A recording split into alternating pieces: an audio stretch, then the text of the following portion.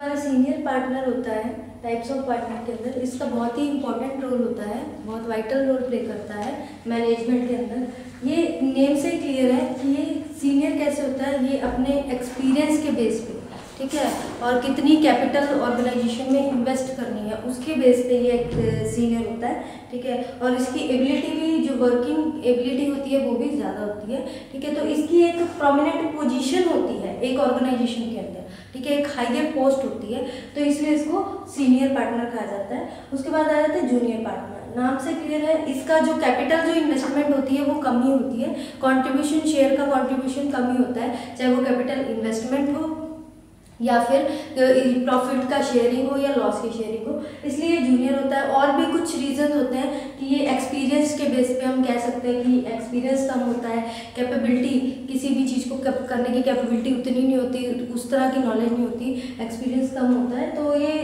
Capital investment, इन सब चीज़ों के बेस पे ये सीनियर और जूनियर पार्टनर्स होते हैं। ये हमने किए थे 8 तरह के पार्टनर्स। नंबर 1 एक्टिव पार्टनर, जो कि एक्टिव रहता है, एक बार रिवाइज करवा दूँ बात से, ठीक है। कैपिटल कितनी इन्वेस्टमेंट करनी है, ठीक है, शेयर मैनेजमेंट सब काम करता है, ठीक है। स्लीपिंग पार्टनर, जिसको डोरमेंट पार्टनर भी कहा जाता है, ये सिर्फ कैपिटल को इन्वेस्टमेंट करता है, मैनेजमेंट वगैरह और जो कमर्शियल एक्टिविटी में, जो बिजनेस की एक्टिविटी है उसमें कम पार्टिसिपेट करता है, ये नहीं पार्टिसिपेट। नॉमिनल, नेम से क्लियर है कि ये नॉमिनल पार्टनर होता है, इसका नाम चलता है कंपनी के अंदर। ये कोई मतलब कि ऐसा नहीं है कि कैपिटल की शेयर करता है या लॉस है या फिर प्रॉफिट है उसकी शेयरिंग करता है, उसके अंदर कंट्रीब्यूशन करता है, वो नहीं होता। सिर्फ इसके नेम पे एक कंपनी चलती है कि हाँ, जैसे कोई भी मैन्युफैक्चरिंग कंपनी है, ठीक है, उसमें नाम किसी और का हो और वो प्रोडक्ट बना कोई और रहा हो, ठीक है, अभी उसका नाम आ जाएगा। नॉमिनल पार्टनर होते हैं। सीक्रेट पार्टनर होते हैं जो कि काम सारा करते हैं, क्या कंट्रीब्यूशन होती है उनकी कैपिटल इन्वेस्टमेंट में भी, शेयरिंग होती है लॉस की भी, प्रॉफिट के भी, लेकिन जो सीक्रेसी होती है पब्लिक की नज़रों में, उसको नहीं पता होता कि ये ऑर्गेनाइजेशन में काम करता है या नहीं करता। उसके बाद partner in profit only, profit में ही सिर्फ उसका रोल होता है, बाकी किसी चीज़ में उसका कोई रोल नहीं होता, मैनेजमेंट वगैरह में कोई रोल नहीं होता। उसमें माइनर पार्टनर, माइनर पार्टनर क्या होता है, जो कि 18 ईयर्स की एज होती है, 18 ईयर्स की एज के नीचे होता है, वो माइनर पार्टनर होता है। ये सिर्फ प्रॉफिट को ही शेयर करता है, ना ही क्या मैनेजमेंट में रोल प्ले करता है, ना ही कैपिटल इन्वेस्ट करता है इसमें। बिजनेस ऑर्गेनाइजेशन में अगर मान लो कोई भी माइनर पार्टनर है, ठीक है, जैसे मान लो कोई ऑर्गेनाइजेशन है, उसमें कोई अपने बच्चे को जो कि बिलो 18 ईयर्स के है, तो उसमें कोई शेयर लगा दिया कि हाँ भी अगर प्रॉफिट होगा तो इसका भी शेयर अलग से निकलेगा। लेकिन जब वो मेजॉरिटी में आ जाएगा, यानी अबव 18 ईयर्स ओल्ड, ठीक है, तो उसको एक टाइम दिया जाएगा कि पब्लिक नोटिस देने का 6 मंथ का। अगर 6 मंथ्स के बीच में वो उसमें डिक्लेयर कर देता है कि हाँ भाई मैं इस कंपनी का अभी भी ऑर्गेनाइजेशन का ही पार्ट हूँ, तो ठीक है, नहीं हूँ तो भी ठीक है। अगर नहीं वो ये चीज़ उसको उस एग्रीमेंट में देता है या पब्लिक नोटिस में देता, तो उसको उस ऑर्गेनाइजेशन का, उस बिजनेस का पार्ट ही माना जाएगा। फिर उसके बाद जितना भी जो बाकी सब एक्टिव पार्टनर के रोल होते हैं, जैसे मैनेजमेंट करना, कैपिटल इन्वेस्टमेंट करना, वो सारे रोल उसको प्ले करने पड़ेंगे अगर उसने पब्लिक नोटिस नहीं दिया तो।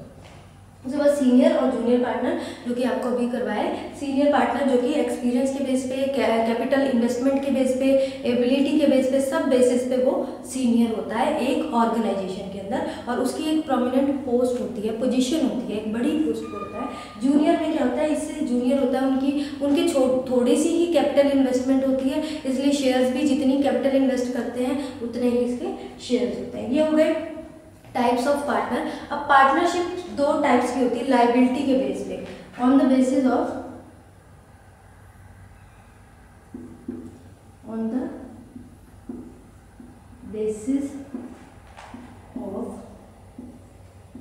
लायबिलिटीज।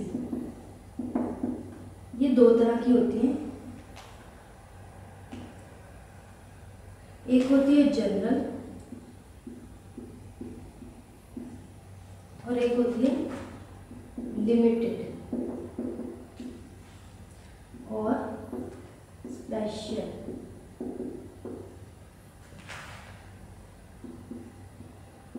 पार्टनरशिप लायबिलिटी के बेस पे कौन कौन सी पार्टनरशिप होती है, ठीक है। जनरल पार्टनरशिप में क्या होता है, इसमें मोस्टली जो भी सब जितने भी ऑर्गेनाइजेशन में मेंबर्स होते हैं ना, उनके ऊपर जो लाइबिलिटी होती है वो अनलिमिटेड लाइबिलिटी होती है। लाइबिलिटी हम बार बार यूज़ कर रहे हैं, ये एक तरह की वो स्टेट होती है जिसमें हर पर्सन, ठीक है, लीगली हर चीज़ के लिए रिस्पॉन्सिबल होता है, ठीक है। तो इसमें जो लाइबिलिटी होती है वो क्या होती है, अनलिमिटेड।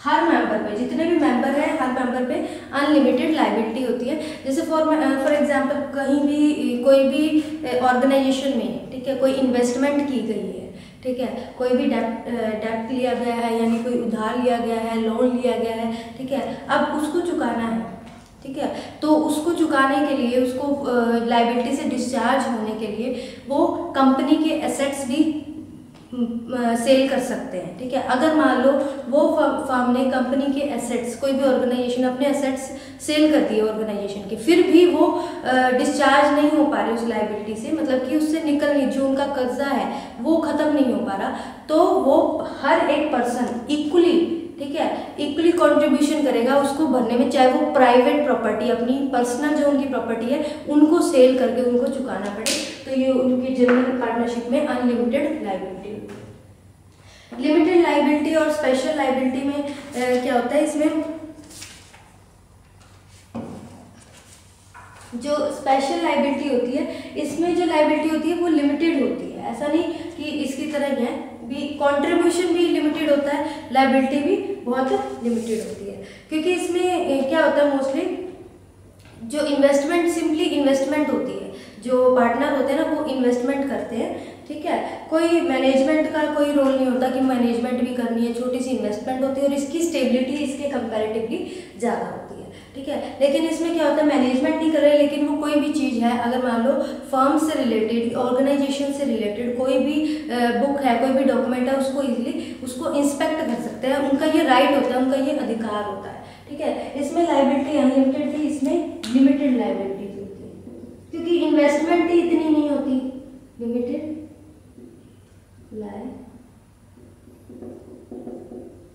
ठीक है, क्योंकि इसमें इन्वेस्टमेंट ही होती है, मैनेजमेंट नहीं होती, और कंट्रीब्यूशन भी बहुत कम होता है कि इजीली उसको जो भी कर्जा है उसको चुका सके, तो इसमें लिमिटेड होती है लायबिलिटी, ठीक है। ये हो गया हमारा टाइप्स ऑफ पार्टनर, और ये पार्टनर वाला आपका हो गया कंप्लीट। उसके बाद जो नेक्स्ट आ जाता है वो है joint stock company. Joint stock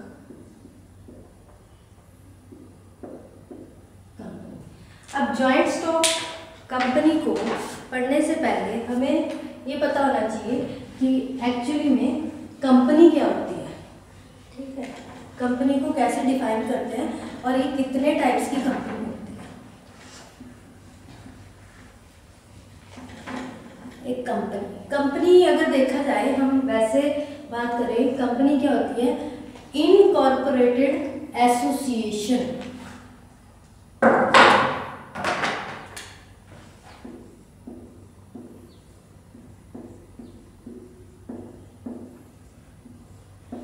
company, joint stock company को पढ़ने से पहले हम जनरल पढ़ेंगे भी कंपनी होती क्या है और ये कितने टाइप्स की होती है।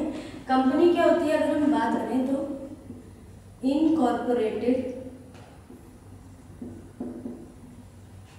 एसोसिएशन होती है।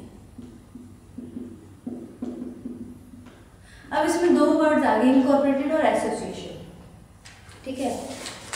एसोसिएशन की, इनकॉर्पोरेशन की बात करें तो इसमें ये क्या होता है, ये ऑर्गेनाइज्ड और मेंटेन की जाती है लीगल वे से, लीगल कॉर्पोरेशन से उसको कहते हैं, ठीक है, रजिस्टर्ड होती है, लीगल वे से इसको ऑर्गेनाइज किया जाता है, ऑर्गेनाइज्ड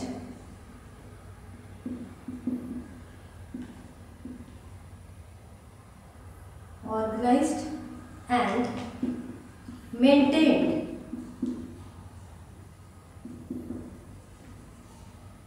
ऑर्गेनाइज किया जाता है और मेंटेन किया जाता है एज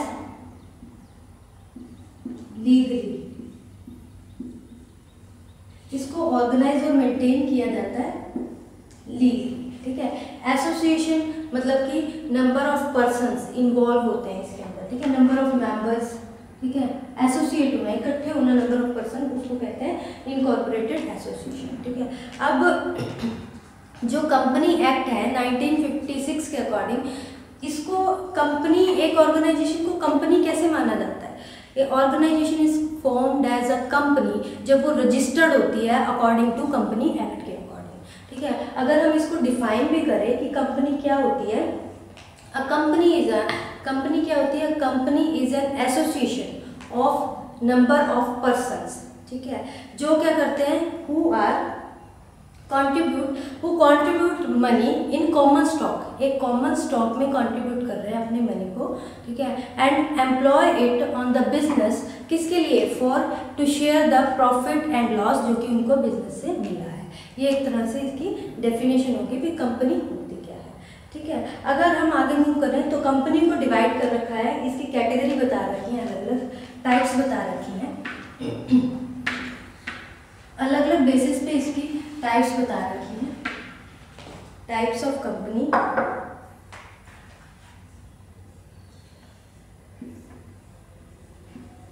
टाइप्स ऑफ कंपनी। सबसे पहले ऑन द बेसिस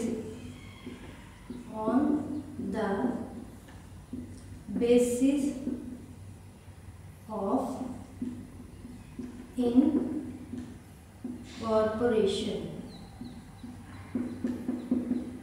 ठीक है, on the basis of incorporation के बेस पे ये कितनी टाइप्स की होती है? 3 टाइप्स की होती हैं। वन इज, एक तो होती है स्टैट्यूटरी कंपनी। ठीक है, नंबर 2 इज रजिस्टर्ड कंपनी।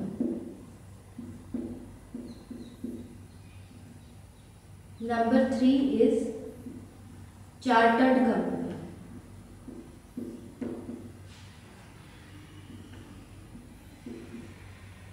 ठीक है, ये on the basis of incorporation base पे स्टैट्यूटरी कंपनी, रजिस्टर्ड कंपनी और चार्टर्ड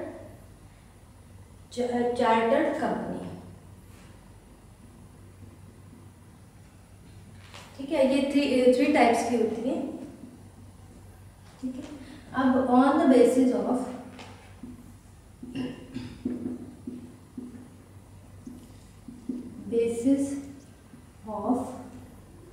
लायबिलिटीज के बेसिस पर, लायबिलिटीज के बेसिस पर भी ये 3 टाइप्स की होती हैं। एक होती है unlimited company,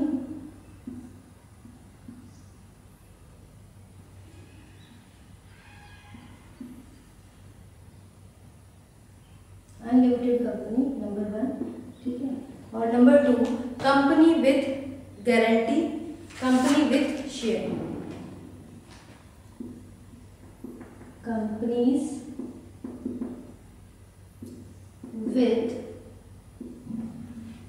with guarantee,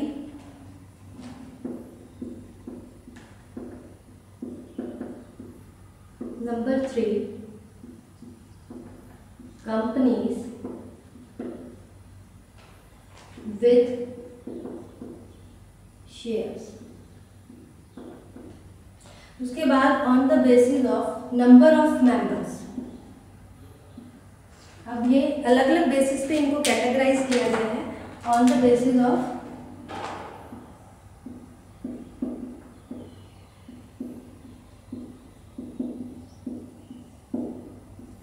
number of persons, जितने पर्सन्स हैं उसके बाद। ठीक है, उसके बाद जो लास्ट है वो on the basis of nationality,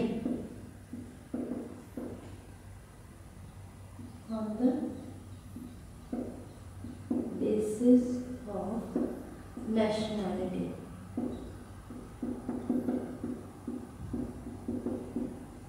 ठीक है, ऑन द बेसिस ऑफ जितने नंबर ऑफ पर्सन्स हैं, इसमें आती हैं 3 तरह की होती हैं। एक तो प्राइवेट कंपनी होती है,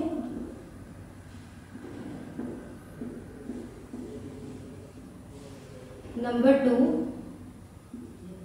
पब्लिक कंपनी,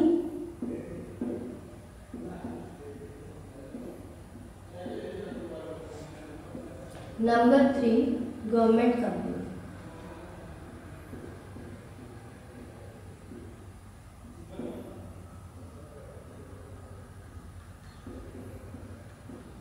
ये 3 तरह।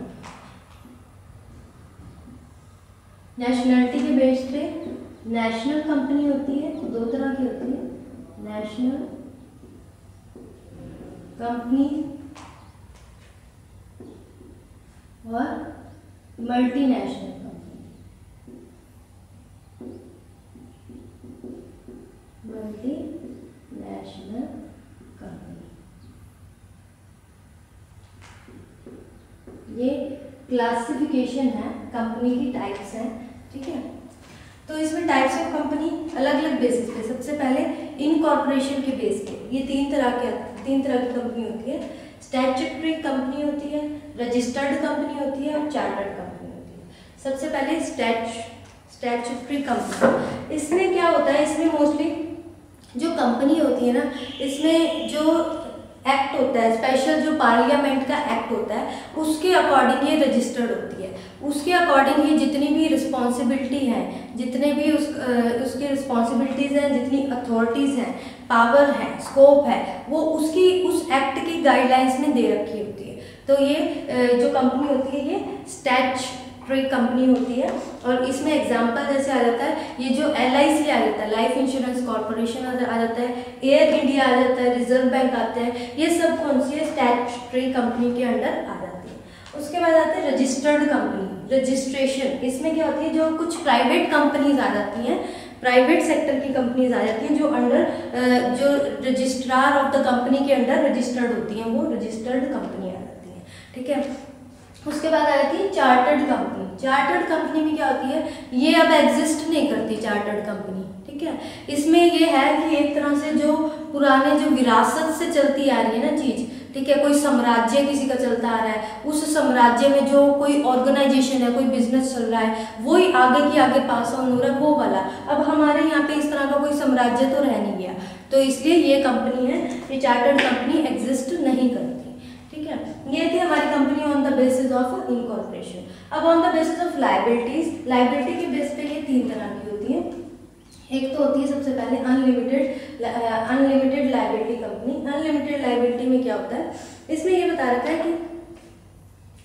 कि जो लायबिलिटी होती है ना, वो अनलिमिटेड होती है, ठीक है। इसको एग्जांपल देके बताते हैं कि जैसे कोई भी मेंबर है, ठीक है, कोई एक कंपनी ले ली हमने, जैसे इधर करते हैं,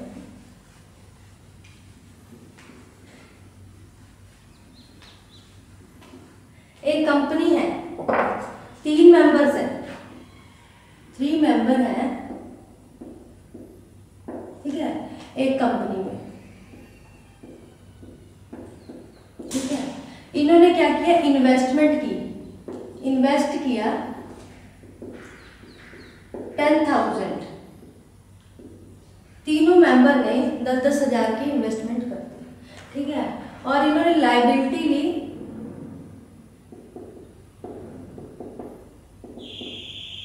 कितने की, 90,000 की, सपोज करो 90,000 की, ठीक है। अब जो बिजनेस है, ठीक है, बिजनेस स्टार्ट करने से पहले ही, मतलब कि if they are not able to pay the liability, अब बिजनेस नहीं चला, ठीक है, इसमें क्या होता है, लॉस हो गया, बिजनेस में लॉस हो गया, लॉस इन बिजनेस, बिजनेस में लॉस हो गया, ठीक है। And they are not able to पे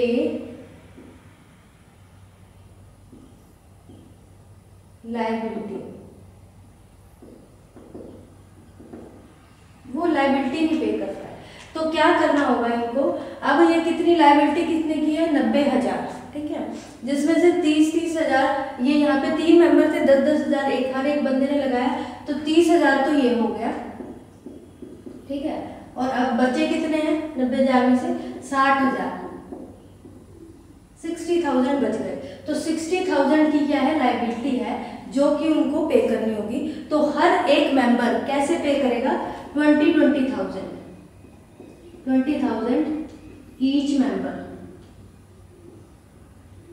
हर मेंबर 20,000 की लायबिलिटी पे करेगा। हम लायबिलिटी बार बार कर रहे हैं। लायबिलिटी मीन्स क्या होता है, ये कोई भी एक वो स्टेट होती है जिसमें क्या होता है एक person being a responsible for, legally responsible होता है किसी भी चीज़ के लिए, चाहे वो लॉस हो रहा हो चाहे कुछ भी हो रहा हो, लीगली रिस्पॉन्सिबल होता है। ठीक है, ये अनलिमिटेड कंपनी। उसके बाद companies with guarantee. Companies with guarantee में ये आ जाता है कि इसमें कोई प्रॉफिट के लिए नहीं कमाया जाता, प्रॉफिट के लिए नहीं होती, ये चैरिटेबल पर्पस के लिए होती है। कि जैसे कोई किसी भी चीज़ की प्रमोशन के लिए प्रमोट कर रहे हैं किसी चीज़ को, कोई एजुकेशन है या स्पोर्ट्स से रिलेटेड है या कोई मेडिसिन से रिलेटेड, किसी चीज़ नई चीज़ को नए प्रोडक्ट को प्रमोट करने के लिए, और चैरिटेबल पर्पस से होती है। और इसमें जितने भी मेंबर्स हैं ना सब अपना अपना शेयर इसके अंदर कंट्रीब्यूट करते हैं। ठीक है, उसके बाद कंपनीज विद शेयर्स। शेयर्स में क्या होता है, इसके अंदर हर एक पर्सन का अपना अपना शेयर होता है। ठीक है, फॉर एग्जांपल इसमें ये वो कंपनीज आ जाती है जो गाइडलाइन कंपनीज, जो कंपनी एक्ट है ना उसके अकॉर्डिंग जो गाइडलाइंस होती हैं उनको फॉलो करती है। ठीक है, फॉर एग्जांपल अगर मान लो एक पर्सन है, एक कंपनी है, ठीक है, उसमें कोई भी एसेट है, कोई भी किसी ने डेट लिया है यानी कोई भी कर्जा है किसी के ऊपर, उसने वो चुकाना है, तो वो क्या करेगा अपनी कंपनी के जितने भी एसेट्स हैं यानी चाहे वो बिल्डिंग है चाहे वो मशीन्स है उसको सेल करके भी वो चुका देगा। अगर वो नहीं चुका पाते, वो कर्जा नहीं, डेट नहीं क्लियर कर पाते, तो क्या होगा, तो उसको उन शेयर्स को कंप्लीट करने के लिए अपने पर्सनल प्रॉपर्टी में से भी चाहे जितने भी मेंबर हैं उसको चुकाएंगे। ठीक है, तो ये आ जाते हैं कंपनीज विद शेयर्स। उसके बाद आ जाती है जो कंपनीज विद गारंटी है, इसको गवर्न कौन करता है, इसको म्युनिसिपल कॉर्पोरेट मिनिस्ट्री ऑफ, ये गवर्न करते हैं, मिनिस्ट्री ऑफ कॉर्पोरेट अफेयर्स इसको गवर्न करते हैं। ठीक है, इनकी ज़्यादा डिटेल नहीं पढ़नी। फिर उसके बाद on the basis of number of persons, भी कितने पर्सन्स हैं। सबसे पहले प्राइवेट कंपनी आ गई, सेकेंड नंबर पे पब्लिक कंपनी, थर्ड पे गवर्नमेंट कंपनी। जो प्राइवेट कंपनी है इसके अंदर 2 से लेकर 50 मेंबर तक होते हैं, इससे ज़्यादा मेंबर्स नहीं एक्सीड करते। ठीक है, पब्लिक कंपनी में क्या है, इसके अंदर मिनिमम लिमिट है कि 7 मेंबर्स तो होने चाहिए, मैक्सिमम जितने भी हो सकते हैं। ठीक है, क्योंकि मैक्सिमम जितने भी शेयर होल्डर होंगे, जितने भी शेयर्स हैं, ठीक है, उसमें ज़्यादा शेयर्स होंगे, ज़्यादा कंट्रीब्यूशन होगा, ज़्यादा बिजनेस को इन्वेस्टमेंट ज़्यादा होगी, बिजनेस में ज़्यादा कैपिटल इन्वेस्ट करेंगे, बिजनेस की ग्रोथ भी ज़्यादा होगी। उसके बाद गवर्नमेंट कंपनी, इस कंपनी में इसमें क्या होता है, जो 51% जो सेंट्रल गवर्नमेंट होती है उसके शेयर्स होते हैं, वो कॉन्ट्रीब्यूशन करती है उसके अंदर। तो ये ज़्यादा डिटेल में नहीं, थोड़ा थोड़ा पता होना चाहिए आपको। उसके बाद on the basis of nationality, nationality के बेस पे 2 तरह की कंपनी होती है, एक तो नेशनल कंपनी होती है और एक मल्टीनेशनल कंपनी होती है। नेशनल में जो जैसे हमारे एक विद इन द कंट्री के अंदर ही जो कंपनी होती है, कंट्री की कंपनी होती है खुद की, और ये मल्टीनेशनल MNCs कहते हैं जिसको, जैसे इसमें तो बहुत सारे एग्जाम्पल है, डॉक्टर रेड्डीज हो गया, जॉनसन एंड जॉनसन बेबी हो गया। नेशनल में जैसे आ जाते हैं सन फार्मा, ठीक है, मार्टिन ब्राउन, ये सब ये नेशनल है जो कि कंट्री की खुद की कंपनी होती है, ये बाहर की कंपनी होती है, कंट्री के दूसरे बाहर की कंपनी होती है। ये आ गया हमारा टाइप्स ऑफ कंपनी। ये कंपनी कितने टाइप्स की होती है, ये हमने पढ़ा था अभी ज्वाइंट स्टॉक कंपनी। तो ज्वाइंट स्टॉक कंपनी पढ़ने से पहले मैंने आपको कंपनी वाला टॉपिक कवर करवाया ताकि आपको पता होना चाहिए कि कंपनी एग्जैक्टली होती क्या है, क्योंकि हम ऑर्गेनाइजेशन के बारे में पढ़ रहे हैं।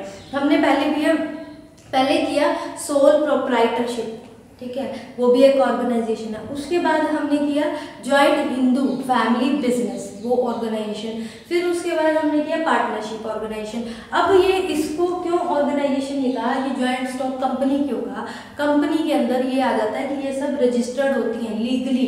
ठीक है, तो इसके अंदर टाइप्स की थी हमने, इसको रिवाइज करवाते हैं। इनकॉर्पोरेशन के बेस पे है, 3 तरह की होती है, स्टैट्यूटरी कंपनी होती है, रजिस्टर्ड कंपनी होती है, चार्टर्ड कंपनी। ठीक है, ये सारे आपको एक्सप्लेन कर दिए। On the basis of liability के बेस पे unlimited company, companies with guarantee, company with shares, ये आपको एक्सप्लेन कर दिया। उसके बाद नंबर ऑफ पर्सन, भी कितने पर्सन्स इन्वॉल्व होते हैं, ये होती है एक तो private company, public company and government. नाम से क्लियर है। प्राइवेट में तो प्राइवेट होती है, इसकी लिमिट होती है, यानी इसमें 2 से लेकर 50 तक पर्सन हो सकते हैं, लेकिन इससे ज़्यादा नहीं होते, कि इसकी लिमिट होती है कि इससे ज़्यादा एंटर नहीं कर सकते, अपने शेयर्स ना डाल सकते ना निकाल सकते। ठीक है। पब्लिक कंपनी के अंदर क्या होती है, मिनिमम लिमिट होती है 7, कि 7 पर्सन्स तो होंगे, मैक्सिमम जितने मर्जी है शेयर्स अपने कंट्रीब्यूशन करो, शेयर्स डालो, इन्वेस्टमेंट करो। ठीक है। तो गवर्नमेंट में क्या होता है, इसका गवर्नमेंट का होल्ड होता है, इसके अंदर 51% सेंट्रल गवर्नमेंट का होता है। ठीक है। और कुछ स्टेट गवर्नमेंट का भी इसमें रोल होता है। और उसके बाद फिर नेशनलिटी की बेस पे करवाया है एक नेशनल कंपनी और मल्टीनेशनल कंपनी। ठीक है। ये MNCs होती है नेशनल कंपनीज में। इसके नेशनल कंपनी में एग्जाम्पल्स करवाए हैं आपको कि ये होती है सन फार्मा हो गई, मार्टिन ब्राउन, अल्फा मेडिसिन, ये नेशनल कंपनी में आ जाती है। मल्टीनेशनल कंपनीज में आ जाती हैं जो हमारी MNCs होती हैं, बहुत सारी हैं। ये तो डॉक्टर रेड्डीज हो गया, जॉनसन एंड जॉनसन बेबी हो गया, ये सब कंपनी के अंदर आ जाते हैं। उसके बाद अगर हम अब कंपनी का, तो ये टॉपिक कंपनी है वो कंप्लीट हो गया। नेक्स्ट आपका टॉपिक आ जाता है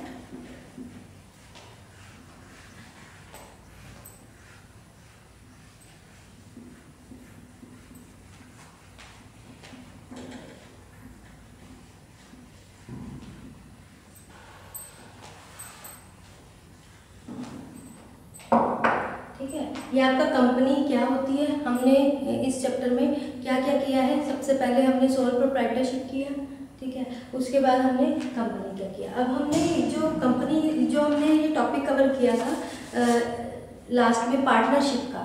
ठीक है। तो उसमें कई बार क्या होता है, डिफरेंस आ जाता है एक सोल प्रोप्राइटरशिप के बारे में और पार्टनरशिप बिजनेस के बारे में, जो इंपॉर्टेंट है, इसलिए मैं आपसे डिस्कस कर रही हूँ। सोल प्रोप्राइटरशिप और पार्टनरशिप के बीच में क्या डिफरेंस होता है। एक तो ऑनर का, कि जो सोल प्रोप्राइटरशिप में ऑनर कौन होता है, प्रोप्राइटर, एक सिंगल ही होता है। पार्टनरशिप में कौन होता है, पार्टनर्स होते हैं। ठीक है।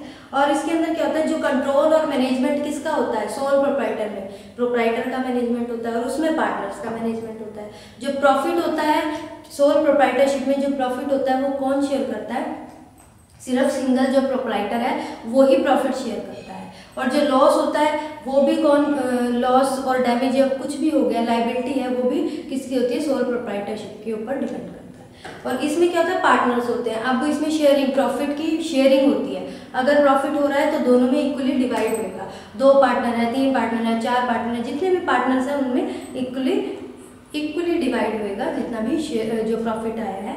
और अगर लॉस हुआ है तो वो भी इक्वली डिवाइड होएगा, भी उसको अगर लॉस है उसको कैसे पूरा किया जाए। ठीक है। और इसके अंदर इन्वेस्टमेंट, जो कैपिटल की इन्वेस्टमेंट है वो भी कौन करेगा, सोल प्रोप्राइटरशिप में सिर्फ जो प्रोप्राइटर है वो ही इन्वेस्टमेंट करेगा कैपिटल की। और जो पार्टनरशिप बिजनेस है उसके अंदर जो पार्टनर्स होते हैं वो उसके अंदर कैपिटल की इन्वेस्टमेंट करेंगे।